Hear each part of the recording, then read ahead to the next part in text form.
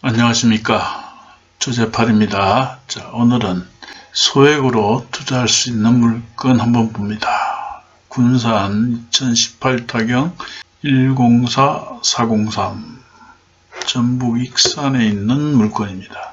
건물은 매각에서 제외되고 토지만 경매에 나왔어요. 건물 사진 잠깐 볼까요? 건물은 본건 토지 지상에 쏙 들어가 있습니다. 깔끔하죠? 자, 토지가 63.53평, 매각에서 제외된 건물이 있죠.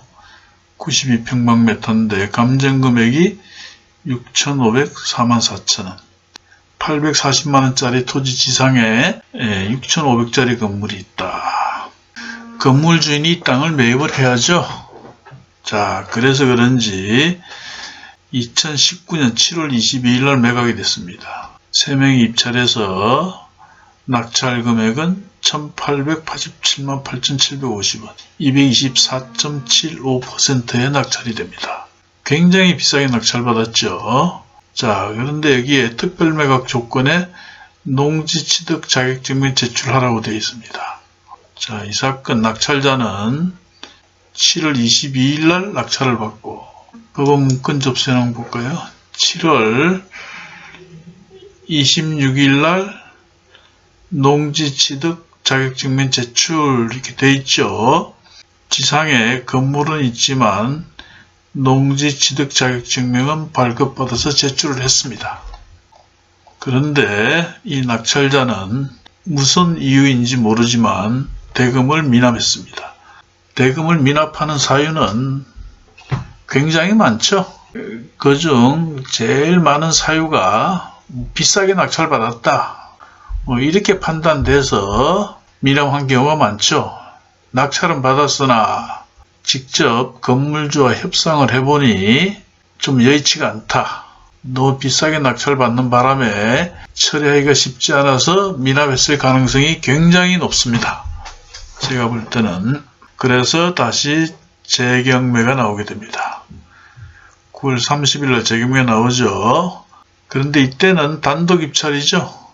제가 지난 영상에도 말씀드렸다시피 재경매 사건의 경우 전 가격보다 높게 쓸 이유가 없습니다. 대체로 단독 입찰 아니면 한두 명, 금액도 지난번 가격보다 월등히 낮은 금액이죠. 1,097만원에 낙찰이 됩니다. 그런데 이번에는 불허가 됐죠. 왜 불허가가 됐을까? 보면 9월 30일 낙찰받고 다시 법원 문건 접수해놓은 9월 30일 낙찰받고 10월 2일 날 최고가 매수인 농지취득 자격증명 반려처분 제출. 이때는 농지취득 자격증명 발급을 못 받았죠. 반려가 됐습니다. 그래서 이 사건의 낙찰자는 불허가 결정이 되었습니다. 자, 그리고 다시 길 변경이 2번 되고 5월 4일 날 다시 840만원으로 진행하게 됩니다. 자, 첫 번째 낙찰자는 대금 미납을 했고 두 번째 낙찰자는 매각 불허가 결정이 되었고 이번에 다시 경매에 나왔습니다. 이번에도 단독 입찰이 유력하죠. 높게 쓸 이유가 없습니다. 그러면 농지 취득 자격증명은 어떻게 할 것인가? 발급을 받아야 되겠죠? 여기 보시면 물건 맹세서를 보시면 여기 특별 매각 조건에도 있죠. 재매각이고 공부선 지목원 답변에 해당 대지로 이용주, 컨테이너 소재하고, 또 4번에 농지 취득 자격증명 필요 가로 열고 미제출 시 매수보증금 반환하지 아니함. 그리고 발급 기간에 농지 취득 자격증명 신청 반려 처분이 있는 경우 행정소송을 제기하여 취득 여하, 이렇게 되어 있습니다. 반드시 발급을 받아야 된다 이거죠. 자, 그렇다면 지난번 낙찰자는 발급을 받았었고 이번에는 발급받지 못했고, 이러한 경우 농지 취득 자격증명은 발급을 해주라는 판례도 있고 규정집도 있고 그렇습니다. 예를 들어서 불법으로 형질 변경되었다면 원상복구 계획서를 작성해서 제출하면 발급을 해줘라. 그런 규정이 있습니다. 또 그 반려처분에 대해서 행정소송을 제기해서 승소한 사례는 굉장히 많습니다. 그래서 첫째는 해당 면사무소인가요? 업사무소인가요? 고3 면사무소겠죠. 면사무소에 가서 농지취득 자격증명 신청서를 접수하고 그러면 발급할 수 없다라고 한다면 원상복구하겠다고 확약서를 하나 써주는 겁니다. 내가 이렇게 저렇게 해서 농지로서 원상복구하겠으니 발급을 해달라. 그렇게 하면 대체로 발급을 해줍니다. 만약 그렇게 했음에도 발급을 해주지 않는다면 그때는 일단 반려처분이 된 공문을 법원에 제출하고 그럼 불허가 되겠죠. 불허가 결정되고 일주일간 즉시 항고 기간이 있죠. 항고를 해놓고 그리고 행정소송을 제기합니다. 행정소송에서는 반려처분을 취소하라는 판결은 수없이 많이 있습니다. 자, 대충 정리를 하자면 첫 번째, 해당 면사무소에 가서 농지취득 자격증명을 신청하면서 원상복구 확약서를 제출하고 발급을 받는다. 만약 그렇게 했음에도 발급을 해주지 않는다면 행정소송을 제기한다. 행정소송을 제기해서 발급을 받는다.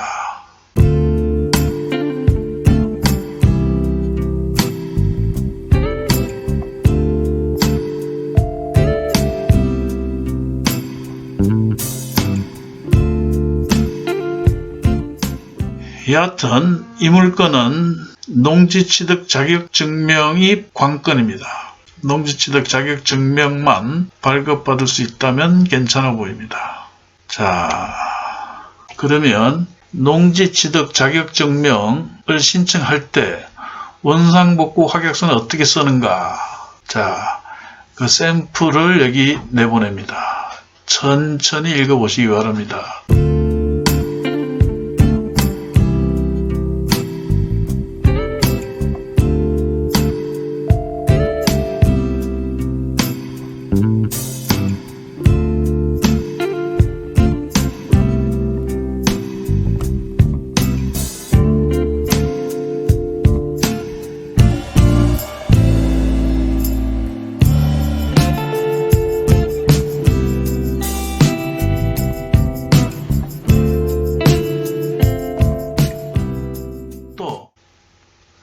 농지민원 사례집이라는 게 있습니다. 그 사례집을 보면 농지민원 사례집 24쪽을 보면 불법 건축물, 불법 묘지 등이 있는 농지의 농지취득 자격심사 시 원상복구 계획 및 원상복구 가능성 판단은 이렇게 되어 있습니다. 답변은 원상복구 가능성은 취득하려는 자가 복구를 위한 구체적인 실행 계획을 충실하게 작성하여 제출하였을 경우 그 계획상 내용을 기준으로 판단한다. 애매하죠? 굉장히 주관적입니다. 여기 이제 항목을 쭉 읽어보면 여기 보시면 다만 여기 있죠. 다만 불가피한 경우 원상복구하기 이전이라도 경매의 경우를 말하는 거죠. 일반 매매 같은 원상복구 해갖고 오라 그러겠죠. 경매는 낙찰받은 상태에서는 소유자가 아니니까 원상복구를 할 수도 없고 그렇죠. 소유자가 아니니까. 다시 한번 읽어봅시다.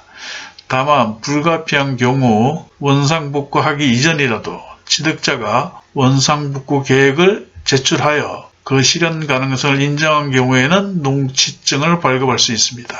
굉장히 자의적이죠. 이 규정으로 원상복구 계획서를 제출하면 발급을 해줄 수도 있다. 해줘야 한다. 이런 괜찮은데 해줄 수 있다. 발급할 수 있다. 애매하죠. 그런데 대체로 이렇게 원상복구 계획서를 작성해서 제출하면 발급을 해줍니다. 제 예를 들면 안산시 단원구청 같은 경우에는 그 원상복구 계획서라는 양식이 아예 비치가 되어 있습니다. 거기서 항목에 칸만 채우면 그걸 제출하면 형식적 심사만 하고 발급을 해준다는 겁니다. 간혹 면사무소 담당자에 따라서 굉장히 까다롭게 하는 데도 많이 있습니다. 이 오삼면 사무소의 경우에는 어떻게 처리할지는 저도 잘 모르겠습니다. 그러나 경매에 대한 경험이 좀 부족하신 분들은 이 물건이 입찰하기에 좀 무리가 있습니다. 좀 경험이 있고 행정소송까지 갈 결심이 된 분만 입찰을 하시는 게 괜찮습니다. 왜냐하면 우왕좌왕하다가 그냥 보증금 날릴 수도 있다는 얘기예요. 물건 자체는 제가 볼 때는 굉장히 좋습니다. 건물의 상태가 좋잖아요. 제가 볼 때는 이 건물주는 이 토지를 반드시 매입해야 된다. 왜냐하면 건물의 감정금액이 6,500만 원이죠. 우리가 법정지상권이 성립하지 않아서 건물 철거 판결이 나온다. 그러면 건물 철거가 굉장한 압박이 되죠. 또 치료를 청구한다. 그것도 압박이 되죠. 그렇지만 건물의 가격이 이렇게 높다면 건물의 재산권을 제한하는 것도 큰 압박이 된다는 겁니다. 예를 들어서 이 건물을 팔고 이사를 가고 싶다. 토지가 없는 건물을 매매하기가 쉽지가 않죠. 그렇기 때문에 이 건물의 소유자는 이 건물의 재산권을 온전하게 보존하기 위해서는 반드시 이 토지가 필요하다. 그러나 너무 비싼 금액의 낙찰을 받게 되면 아무리 이 토지가 필요한 토지라 하더라도 협상이 쉽게 되지 않습니다. 그러니 또 미납이 되고 불허가 된 물건에 입찰은 그리 하지 않습니다. 제가 볼 때는 단독 아니면 한두 명입니다. 높게 쓸 필요가 없습니다. 자, 그렇다면 적당한 금액의 낙찰만 된다면 처리는 쉽게 되지 않을까? 저는 그렇게 봅니다. 다시 한번 말씀드리지만 이 물건의 관건은 농지취득 자격증명을 발급받을 수 있느냐 없느냐 거기서 판가름 납니다. 방법은 제가 앞서 말씀드렸으니 한번 시도해 보시기 바랍니다. 행정소송도 어렵지 않습니다. 전자소송으로 가능합니다. 제 주변에는 행정소송을 통해서 농지취득 자격증명을 발급받은 사례가 굉장히 많습니다. 자, 오늘은 여기까지입니다.